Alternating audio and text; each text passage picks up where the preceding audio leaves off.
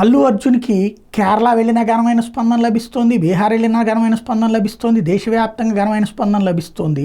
పుష్పకి విపరీతమైన క్రేజ్ వస్తుంది. కానీ ఒక సైకలాజికల్ సోషల్ మీడియా వారు మాత్రం అతని మీద జరుగుతోంది.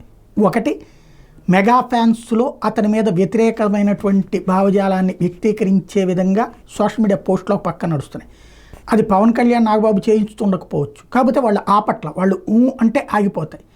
చిరంజీవి అయినా వీళ్ళు, కానీ వాళ్ళు ఎవరు ఆపట్లేదు కాబట్టి తెరలుగా ఆ నెగిటివ్ ప్రాపగాండా అనేటటువంటిది వెళ్ళిపోతూ ఉంది.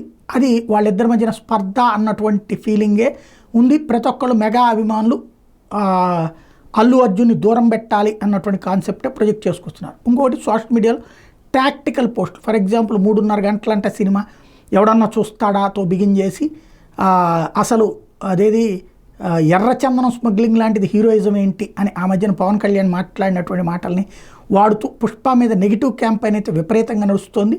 మరి అది అల్లు అర్జున్కి అంటే సినిమాలదంతా ఎట్లా ఉంటుందంటే మౌత్ పబ్లిసిటీ కారణంగా స్టార్టింగ్ డేస్లో దెబ్బతింటే, ఇప్పుడు ఫస్ట్ వారం రోజుల్లో సంపాదించేది హయ్యెస్ట్.